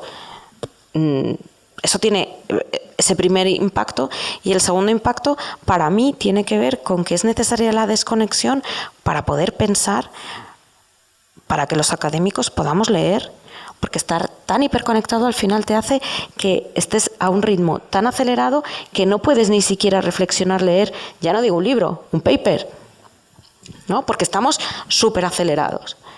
Y lo peor de todo, y para que veáis que yo estoy hiperconectada, cuando le digo a mi hija, deja el móvil, y me dice, pero si tú estás con el móvil, y le digo, pero yo estoy trabajando. Así que yo soy un malísimo ejemplo. Pero bueno, hoy aquí han sonado unos cuantos móviles porque la vicerrectora está atenta a San Cemento, que se está celebrando en este momento, pero a lo mejor es de los pocos espacios en los que gente como nosotros está sin el móvil y sin mirar el ordenador. Me imagino que tenéis la experiencia... Me suena el teléfono. Pero no, yo mi experiencia es que vas a un montón de reuniones en donde la gente está simultáneamente en otra reunión. O está simultáneamente haciendo otra cosa y no está en lo que supuestamente tiene que estar, y para eso tiene su calendario, que tiene la reunión de no sé qué cosa en ese momento, ¿no? Nos queda un tema, y a mí después me gustaría que la gente también que nos acompaña hoy pues pueda decirnos lo que le parezca pertinente. El siguiente tema está medio relacionado con esto, a lo mejor a la inversa, ¿no?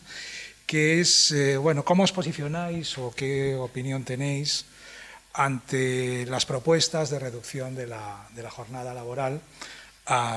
Bueno, ¿qué opinión tenéis sobre la jornada de 4 días, ¿no? ¿Qué os parece?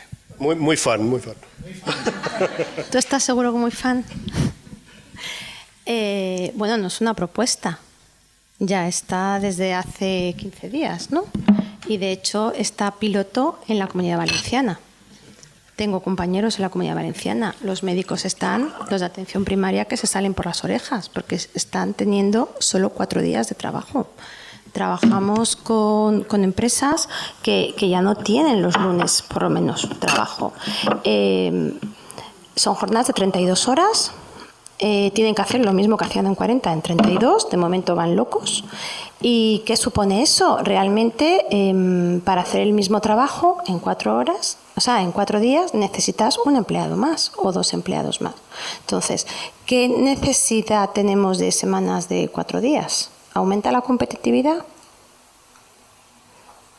No sé. De momento el proyecto piloto que está en Valencia, por lo que yo tengo de compañeros en el Hospital de la Fe o en atención primaria o en estas empresas con las que colaboramos, que claro, no los encontrábamos los lunes y ya sabemos por qué no los encontrábamos, ¿vale? Es que de momento van locos.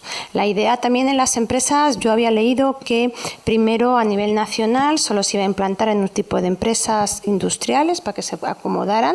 Obviamente, si tú tienes que sacar un trabajo,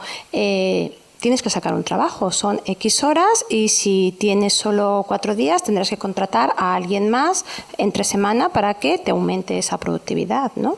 Entonces, no sé, volvemos a cargar a las empresas con más gastos por el mismo sueldo para el resto. Yo no sé si vamos por buen camino. ¿Y qué ganamos a cambio? 3 días de descanso. ¿Vamos a tener dinero para gastar en 3 días? Yo solo digo que estuve de excedencia 20 meses con el tercero de mis hijos y al final digo, yo me quiero ir a trabajar. Me gasto más dinero de excedencia que trabajando. Bueno, yo creo que es un argumento, está claro. Tendríamos que ver, para trabajar es barato. Para decidir sobre esto, tendríamos que ver cuáles son las ventajas y cuáles son las desventajas. Si hay más ventajas que desventajas, sí, si no, no. Entonces, ese es un asunto que incipiente. Yo aquí tengo apuntado, por ejemplo, ventajas. La conciliación familiar. Pero parece ser que tu experiencia no. Ventaja, puede ser más productivo. Eso habría que examinarlo, quizá caso a caso, pero puede ser más productivo 4 días en vez de 5 a la semana. Ventaja, en todo caso, que sea un asunto, aquí tiene que haber una voluntariedad, tiene que ser voluntario este asunto, ¿no? En las dos partes. Desventajas es que hay determinados tipos de trabajo que para nada es conveniente el pasar a 32 horas. Depende del tipo de trabajo. Es un asunto en lo que yo creo que no se puede generalizar. Ese tema de... Pero vamos a ver cuáles son las experiencias piloto que hay ahora, que se han puesto en marcha. Esto que ha hecho el gobierno para sector industrial o de ayuda a industria, que no es exactamente sector industrial, que pueda voluntariamente irse a esos 4 días y ver cuáles son los resultados. Pero me parece que hay que examinar muy a fondo cuáles los pros y los contras. En este caso, depende del tipo de trabajo del que estamos hablando. Sí, yo diría que es esto, ¿no? Que los casos son muy distintos. Perdón, se me olvidaba decir. Sí. En España, el 53% de los españoles están a favor. En la Unión Europea, el 56% está a favor de semana de 4. Sí.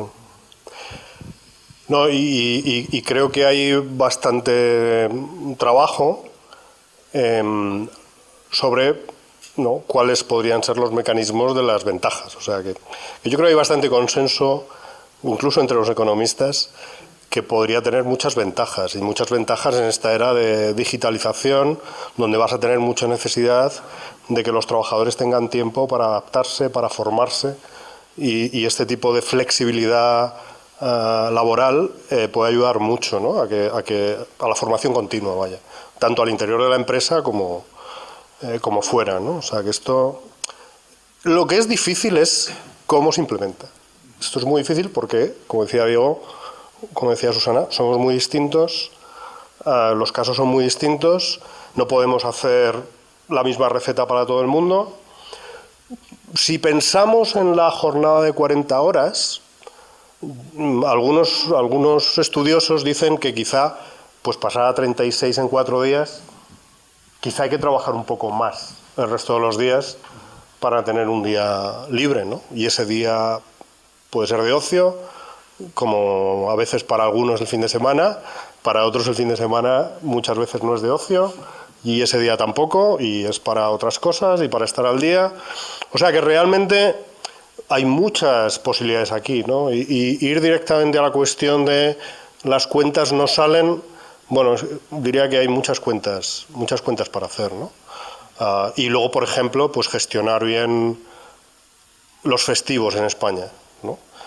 Si todos los festivos ocurrieran en lunes o viernes y se acabaran los puentes, quizá el sector turístico, que es al que, ¿no? El lobby turístico, que es el que más presiona por los puentes y por las vacaciones largas, pues si lo cambia por todos los fines de semana del año, que son de 3 días, y unos se van de viernes a domingo y otros de sábado a lunes, además genera descongestión, en fin, un montón de cosas que podríamos pensar todos de por qué es razonable, ¿no? O sea que a lo mejor simplemente gestionar bien los festivos en un país como el nuestro, donde no están muy bien gestionados, se parece mucho ya a conseguir la ganancia de la semana de 4 días, ¿no? En términos de lo que somos capaces de producir a fin de año. O sea que, en fin, mucho para hacer. Y estos pilotos, es fundamental que estos pilotos se hagan muy bien, con muchos datos, con mucha información, que los que saben los analicen, que claramente se puedan hacer análisis causales, porque sabemos perfectamente quién es el grupo de tratamiento y de control. No sé si con esto soy muy técnico, pero se está hablando mucho de esto. Precisamente voy a hacer un poco de propaganda. En nuestro blog Nada es Gratis, en nuestro blog de economía Nada es Gratis, ayer había un post que hablaba de la evaluación de varios pilotos en Irlanda y en Estados Unidos, y decía esto, ¿no? que estaría muy bien ya empezar a tener información rigurosa de cuáles son los efectos, y no los tenemos porque los pilotos no están bien diseñados, ¿no? Y esto para todos nosotros que nos dedicamos a esas cosas nos vendría muy bien. Bueno, yo estoy un poco en la misma línea, ¿no? En principio, cuando yo empecé a oír lo de los 4 días, dije, pues fenomenal. Pero luego empecé a decir, esto nos servirá para dualizar todavía más el mercado laboral entre aquellas grandes empresas que se van a poder permitir esas modificaciones precisamente porque tienen profesionales especializados con alta eficacia y aquellos otros que no van a poder porque son pequeñas empresas, porque no pueden adaptarse. Por lo tanto, a mí me da un poco de miedo el que profundice la dualización o la segmentación o la polarización de las experiencias laborales que ya sabemos que están. Luego, lo otro, yo estoy súper a favor de la reducción del número de horas, pero no tienen por qué ser los días. Es decir, me parece un poco naif que tengan que ser 4 días cuando estamos viendo que hay tantísima flexibilidad, tantas tipologías, que alguien puede decidir trabajar, ¿no? Porque no sé si el objetivo es la conciliación, no sé si el objetivo es la mejora de la creatividad de ciertos trabajadores que si juegan y hacen deporte, y voy a hacer caricaturas, ¿no? Antes ibas a Google y entonces te dejaban jugar en la empresa, ahora te dicen, venga, vete a casa a jugar y ya cuando vuelvas eres más creativo. No sé, me parece un poco también, ¿no? Es todo, ¿no? Claro, y a mí me preocupan a lo mejor pues otros trabajadores más precarios que no pueden tener esas posibilidades, ¿no? Y estoy viendo algunos pilotos que se están haciendo, que funcionan muy bien. Aquí hay alguna empresa, no voy a decir nombres, que siempre sale como ejemplo de que funciona, y además desde el sector de la hostelería, de servicios, bueno, que parece que funciona muy, muy bien, pero yo tengo mis dudas de si eso no va a generar diferencias, ¿no? Y yo he hecho una pequeña encuesta sobre esto antes de venir y la gente dudaba si iba a ser más productiva o no, ¿no? Porque también la desconexión, los temas, la coordinación con el resto de los compañeros, quiero decir, yo creo que tendríamos que reflexionar más sobre la cultura organizativa del trabajo y del desarrollo cotidiano, que a lo mejor ya una implantación de una jornada que parece que llega un poco como desde arriba, ¿no? Yo estoy de acuerdo contigo, que no es tanto los 4 días, sino un número de horas. Es decir, si en todas las empresas realmente trabajáramos por unos objetivos y tuviéramos claro el objetivo al que tiene que llevar cada trabajador y que se organice, pues qué más nos da todos los días 6 horas, pero lo de las 4 horas estamos hablando de la dificultad de desconexión y a mí me da miedo que si solo se trabajan 4 días, estás hiperconectado 4 días y los otros 3 días no. ¿Realmente vamos a ser capaces de no tener conexión con el contrario? Estamos viendo un poco ahora con el tema del teletrabajo. El tema del teletrabajo, en algunos casos, viene a ser jornadas de 4 días, ¿vale? Es decir, sí, lo estamos viendo. Estaba claro que el que presencialmente, los que no trabajaban, tampoco trabajan en casa, ¿vale? O sea, lo que pasa es que antes, por lo menos, se les caía un poquito la cara de vergüenza en las empresas o en las oficinas y algo hacían, ¿vale? Pero es que ahora el teletrabajo, el día que están en casa, es que no cogen el teléfono o contestan los correos a las 4 horas, ¿no? Y entonces, pues, si ya tenemos la jornada de 4 días, no sé, yo preferiría unos objetivos, trabajar por unos objetivos, que la gente sea más eficiente porque sabe que tiene que hacer eso en 4 días, 5 días, 36 horas, 40 horas, pero tener claro el objetivo del trabajo. ¿Eres más partidario de la presencialidad? Pues en muchos casos sí. A ver, es cierto que yo tengo un día de teletrabajo, por ejemplo. Es cierto que el día de teletrabajo lo reservo para revisar papers, informes, como más concentrada, y es cierto que me cuesta desconectar porque me dan las 6, las 7 y ahí sigo sentada, ¿vale? Pues sí, es cierto, pero también reconozco que el Estado, la socialización en las empresas es muy importante. La gente está dejando de aprender y sobre todo la gente joven me parece preocupante. Yo sí soy partidaria de la presencialidad. No sé si queréis aportar alguna cuestión más a los temas. Yo creo que desde el tema de la presencialidad o del teletrabajo, desde el punto de vista de la dirección de una empresa, es más útil la presencialidad. Desde el punto de vista de no trabajos administrativos o trabajos, puede ser más interesante el teletrabajo, ¿no? Pero depende de la situación en la que uno está en el escalafón. esa capacidad que te da la presencialidad de poder resolver una cosa rápidamente, del contacto con la persona, eso es una ventaja enorme en una organización empresarial o en una organización. O sea que depende también de en qué posición te pones, ¿no? Yo creo que ese tema del teletrabajo, una vez más vamos al caso concreto. Hay empresas en las que será útil y en otras en las que no será útil. Que hay que ser en esto bastante laico, en el tema del teletrabajo o el tema de los 4 días. Tenemos que ser laicos. Mientras que hace mucho tiempo, hace muchos años, la lucha por las 8 horas, la lucha por tal, era una cosa casi religiosa. Ahora me parece que estamos en un tiempo en el que cabe una flexibilización en cuanto a qué decisiones tomar, ¿no?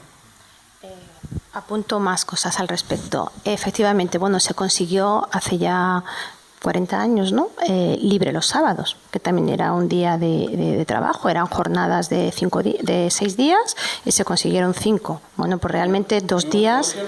Exactamente. El tema del teletrabajo implica un gasto importante a las empresas si quieres trabajar, como tú dices, resolver las cosas instantánea, un gasto muy importante en sistemas informáticos y sobre todo una concienciación muy importante y una formación del trabajador, una concienciación de que realmente estás en casa pero estás conectado constantemente, ¿vale? Es decir, que realmente el Teams o el Zoom o el sistema que tengas esté siempre operativo, esté siempre abierto y te puedan llamar en cualquier momento y tú estés dispuesto a responder. Pero no es que estés dispuesto, es que es tu trabajo. Es como si estás presencial, entonces esa disponibilidad que decías de la presencialidad se consigue con el teletrabajo. La realidad es que esto no se consigue en todas las empresas, no todas las empresas han podido hacer esos gastos o tú no tienes en tu casa, muchos trabajadores no tienen en su casa un despachito y están yo veo muchas reuniones por teletrabajo en el comedor y claro, llegan momentos del día que te pasan por ahí los hijos, que te pasan entonces no puedes estar concentrado. Entonces, efectivamente, tengo reuniones donde la gente no enciende las cámaras, pues es que entonces pues prefiero la presencialidad porque es que no resuelves las cosas. Entonces, es cierto. Perdona, Andrés. En esta entrevista que le han hecho a Larry Fink el domingo, creo que fue en El País, da una frase lapidaria: el teletrabajo no funciona.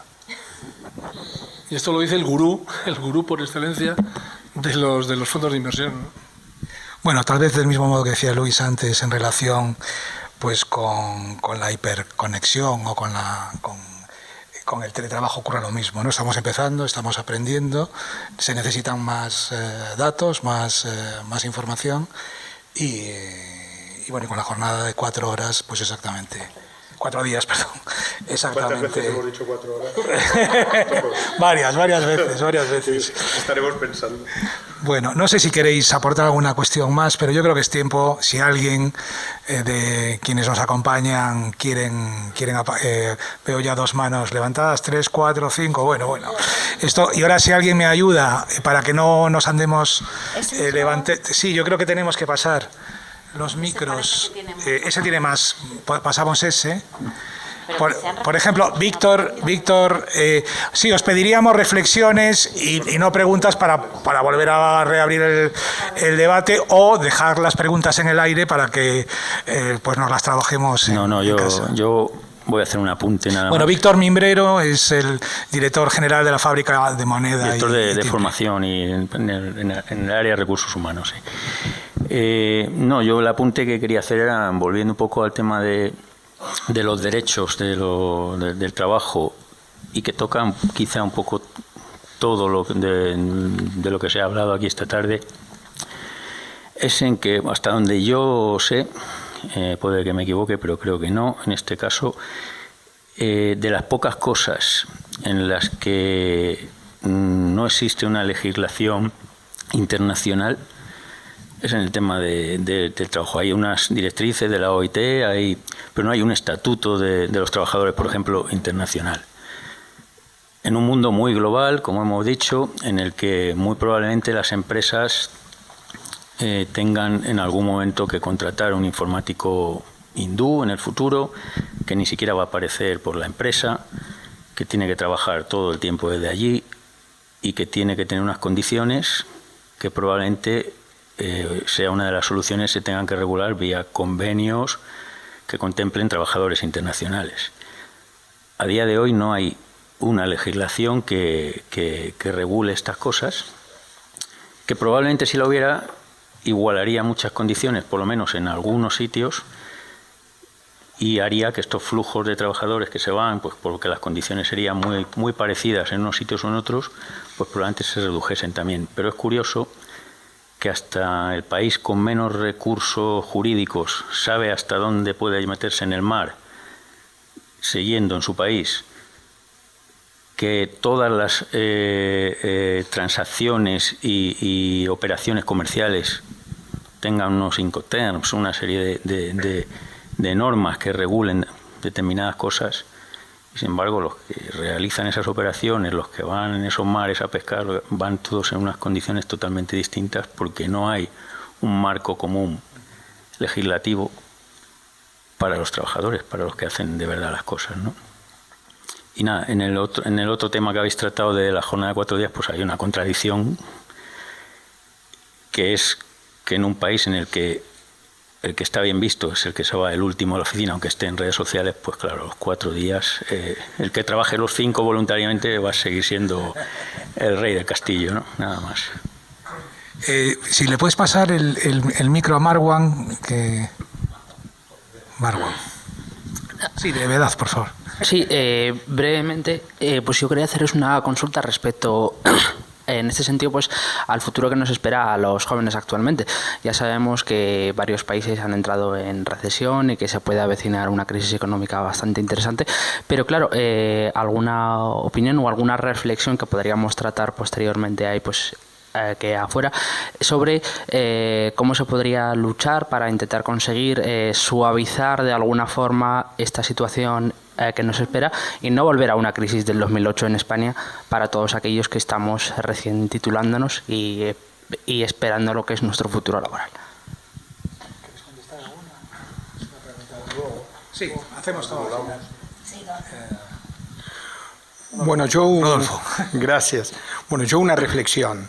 Estoy de acuerdo con Susana cuando dijiste en algún momento, nosotros tenemos que estudiar lo que realmente queremos hacer. Yo no podría estudiar otra cosa. Yo soy licenciado en Historia, pero he trabajado poco de licenciado en Historia. Tengo unas publicaciones recién recibido y luego me dediqué a la comunicación empresaria y a las actividades en el gobierno. Ahora, si un Estado, un ministro de Educación, un rector de universidad, tiene que incentivar una carrera, y yo pensando en mi país, en Argentina, no voy a promover el ingreso a la licenciatura en Historia, Filosofía, Letra o Artes del Teatro, sino en Ingeniería Informática, en Cambio Climático, en mi país, bueno, muchas otras especializaciones que tienen que ver con actividades básicas. Así que el Estado tiene que preservarse el derecho de patrocinar las carreras que la sociedad necesita. Con respecto a, yo me pongo ahora en el rol de empresario, soy el director de este colegio mayor, y ante las crisis que uno observa que pueden sobrevenir, y yo quisiera en primer lugar asegurarle el trabajo a toda la gente que está. El convenio de los colegios mayores no se renueva desde el año 2019, se tiene que renovar porque no se han contemplado las inflaciones de los últimos años, el IPC, etc. Pero yo quiero, mi misión es preservar la nómina, aunque los seguros sociales me cuesten mensualmente la mitad de la nómina. Entonces yo quiero preservar el trabajo. Eso significa que la gente cobre lo que no merece, no sé. Y para cerrar, una vez escuché una frase de un periodista inglés que me pareció aberrante. Hay algo peor que la explotación. la falta de explotación. Entonces, lo que yo quiero, y me pongo el sayo de economista, yo quiero preservar la fuente laboral. A veces quizás pagando 100 euros menos. Hemos aumentado los sueldos aquí, fuera de convenio y todo, pero quiero preservar la fuente laboral. Y si tengo que incorporar a alguna persona más, que es muy necesaria en el colegio mayor, por ejemplo en redes, en otras áreas, lo tengo que pensar mucho, porque quiero preservar los 14 puestos de trabajo. Ojalá los puedas preservar con salarios mucho más elevados que los actuales.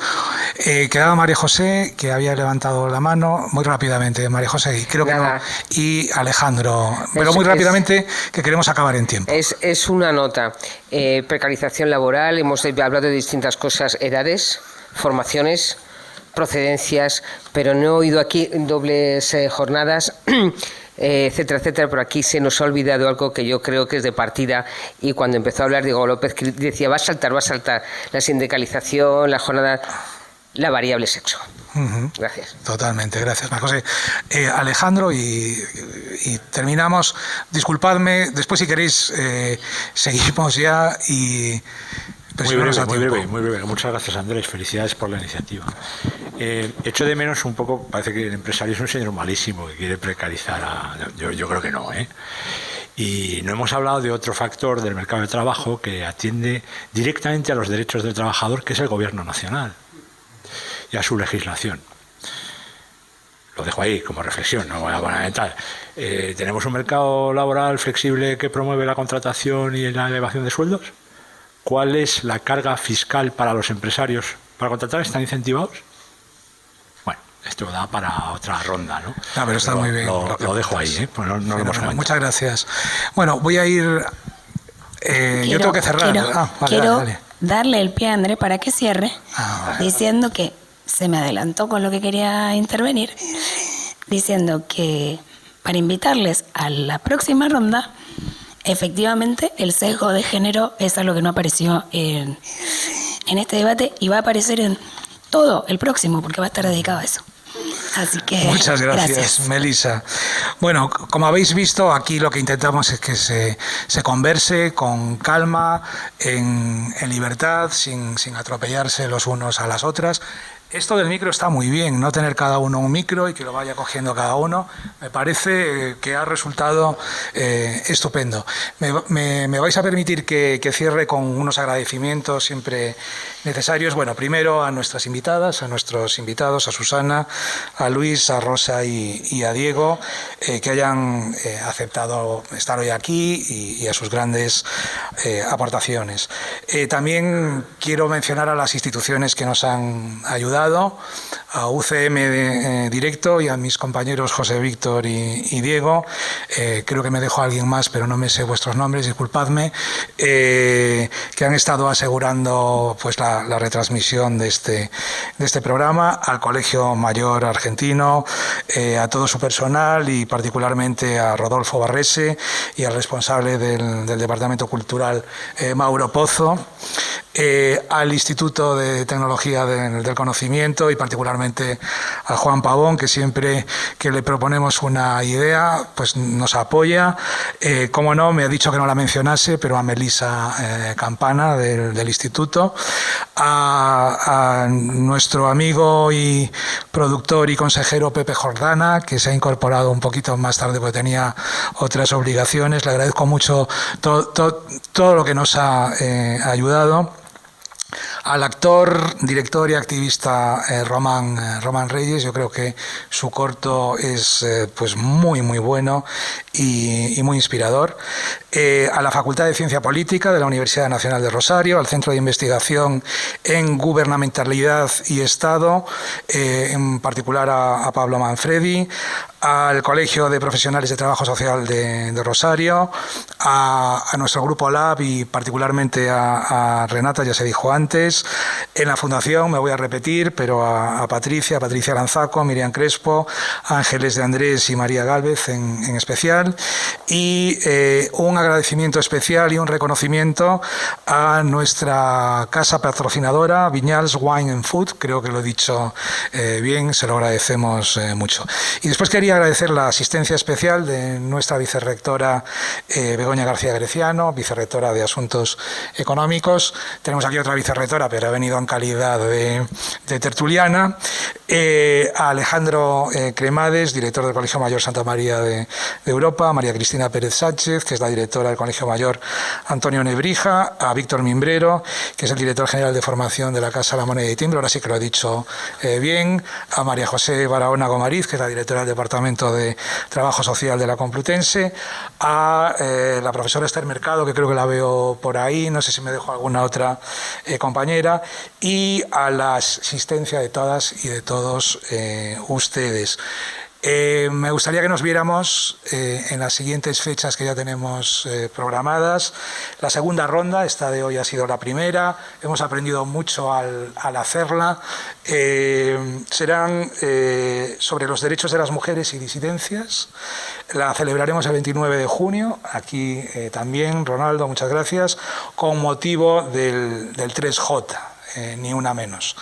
La tercera ronda, derechos interferidos, democracias y dictaduras, la celebraremos el 14 de septiembre con motivo de los atentados del 11S. La cuarta ronda, derechos humanos, será el 14 de diciembre con motivo del 10D, del 10 de diciembre. Les dejo ahora con el director del Colegio Mayor Argentino, Nuestra Señora Luján, el licenciado Rodolfo Barrese. Y nada más, simplemente pedirles un aplauso para nuestros 4 tertulianos.